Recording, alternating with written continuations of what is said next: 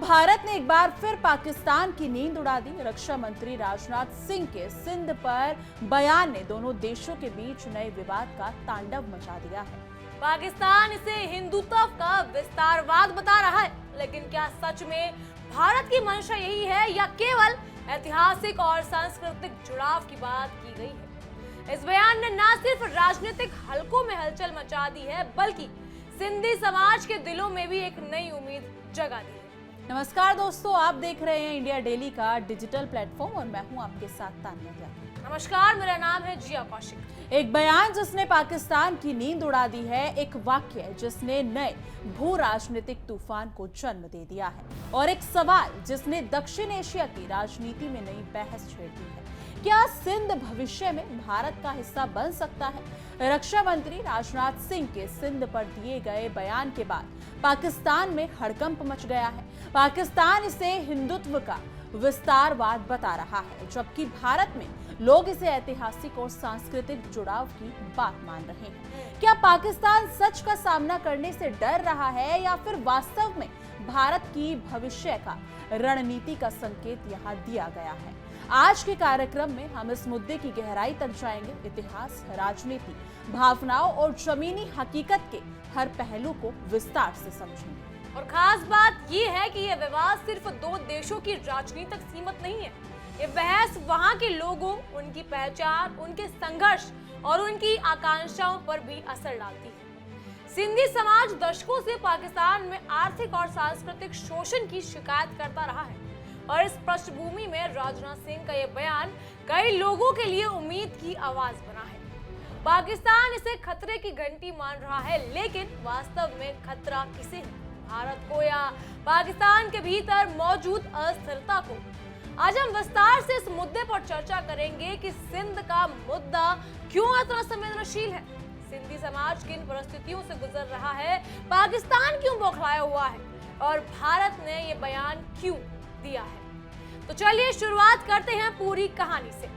दिल्ली में सिंधी समाज के एक बड़े कार्यक्रम में बोलते हुए रक्षा मंत्री राजनाथ सिंह ने कहा, भले ही आज सिंधी भौगोलिक रूप से भारत में जुड़ा नहीं है, लेकिन सभ्यता और संस्कृति के स्तर पर सिंध हमेशा भारत का अभिन्न हिस्सा रहा है। उन्होंने कहा कि सिंधु नदी की पवित्रता पूरे भारत में मानी जाती है और ये भावनात्मक जुड़ाव किसी भी राजनीतिक सीमा से कहीं बड़ा है।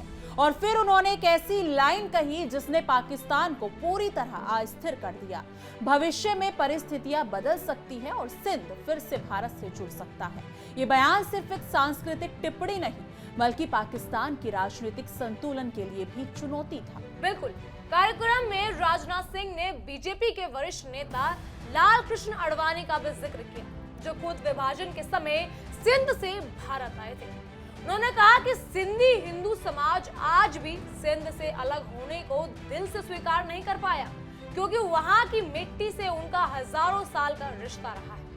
उन्होंने ये भी बताया कि सिंध के कई मुसलमान भी सिंधु नदी को पवित्र मानते हैं और इसका सांस्कृतिक महत्व स्वीकार करते हैं। यानी ये जुड़ाव सिर्फ धर्म का नहीं, बल्कि सभ्यता का है। ये बयान भावनाओं, इतिहास और राजनीतिक संदेश के सूक्ष्म मिश्रण जैसा था और ठीक इसी वजह से पाकिस्तान में हंगामा मच गया।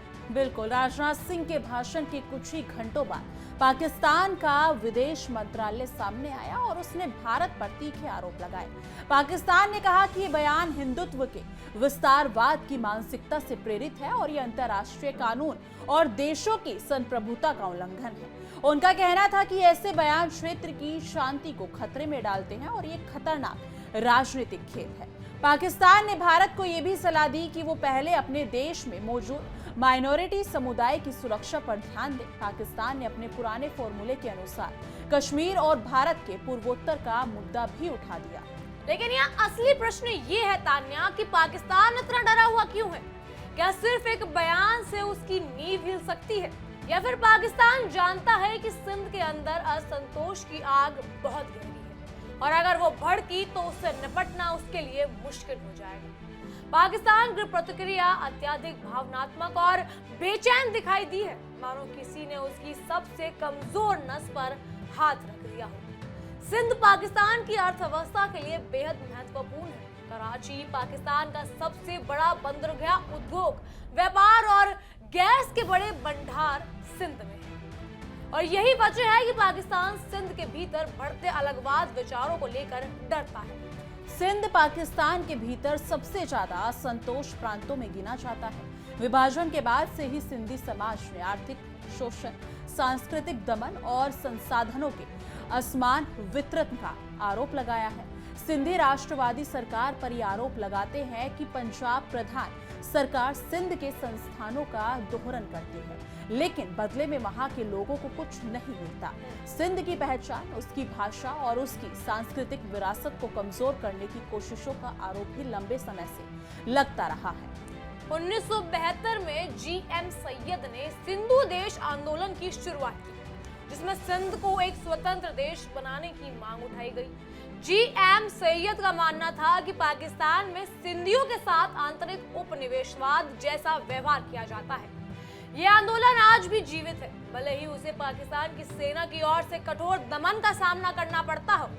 सिंध में आज भी लोग खुलकर नहीं बोल पाते, कार्यकर्ताओं को गायब कर दिया जाता है और आवाज उठाने वालों को देशद्रोही बताया जाता है, जैसा कि पाकिस्तान की राजनीति रही है। यही वजह है कि राजनाथ सिंह का बयान सिंध के लोगों के लिए एक भावनात्मक शक्ति की तरह सामने आया है। सिंध सिर्फ एक भूगोल नहीं, बल्कि भारत की प्राचीन सभ्यता का केंद्र रहा है। सिंधु घाटी सभ्यता, मोहनजोदड़ो, हड़प्पा, ये सब भारत की ऐतिहासिक जड़ों का हिस्सा है।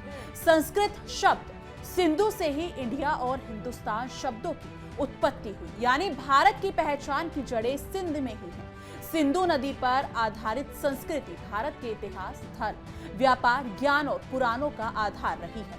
अगर इस इतिहास को समझा जाए तो सिंध का भारत से जुड़ाव सिर्फ नक्शे या सीमा का नहीं, बल्कि आत्मा और अस्तित्व का है। बिल्कुल, राजनाथ सिंह ने यही बात कही कि सीमाएं, राजनीतिक सीमाएं बदल सकती हैं, लेकिन सांस्कृतिक सीमाएं कभी टूटेंगी नहीं। उन्होंने कहा कि भविष्य में परिस्थितियां बदल सकती हैं। इस वाक्य के राजनीतिक अर्थ बहुत बड़े हैं और इसीलिए पाकिस्तान बेचैन हो उठा है। पाकिस्तान समझता है कि अगर सिंध में अलगवाद फिर से मजबूत हुआ और भारत सांस्कृतिक समर्थन देता रहा तो उसके लिए स्थिति संभालना मुश्किल हो जाएगा। आज पाकिस्तान आर्थिक दिवालियेपन के दौर से गुजर रहा है। सेना और जनता के बीच विश्वास खत्म हो रहा है। पंजाब और बाकी प्रांतों के बीच खाई बढ़ती जा रही है। बलूचिस्तान, खैबर पख्तूनख्वा और सिंध, तीनों जगह अलगाववादी आवाजें उठ रही हैं। ऐसे में राजनाथ सिंह का बयान पाकिस्तान के लिए सिर्फ एक कूटनीतिक धमकी नहीं, बल्कि एक मनोवैज्ञानिक दबाव की रणनीति भी माना जा सकता है। पाकिस्तान के नेता जानते हैं कि अगर सिंधी समाज भारत के समर्थन से खुद को मजबूत महसूस करेगा तो पाकिस्तान कई टुकड़ों में बंटने के खतरे में गिर सकता है। इसलिए पाकिस्तान इसे हिंदुत्व का मुद्दा बताकर दुनिया को गुमराह करना चाहता है, ताकि असली मुद्दा सिंध के लोगों का शोषण चर्चा में गायब हो जाए। बिल्कुल, आज का सबसे बड़ा मुद्दा यही है कि पाकिस्तान का डर क्या है, भारत की भू राजनीतिक रणनीति या अपने ही देश में बढ़ती बगावत। क्या भविष्य में सिंध का मुद्दा दक्षिण एशिया की राजनीति को नए स्वरूप में बदल सकता है? क्या ये संघर्ष आने वाले समय में पाकिस्तान की स्थिरता को चुनौती देगा? और सबसे महत्वपूर्ण, क्या ये सिर्फ शुरुआत है?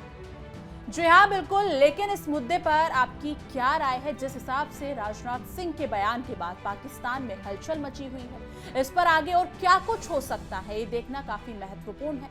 लेकिन इस मुद्दे पर आपकी क्या राय है? कमेंट सेक्शन में अपनी राय जरूर साझा कीजिएगा। बाकी देश और दुनिया की तमाम बड़ी खबरों के लिए देखते रहिए इंडिया डेली और हमारा खास शो तहकीकात, हर खबर की तह तक।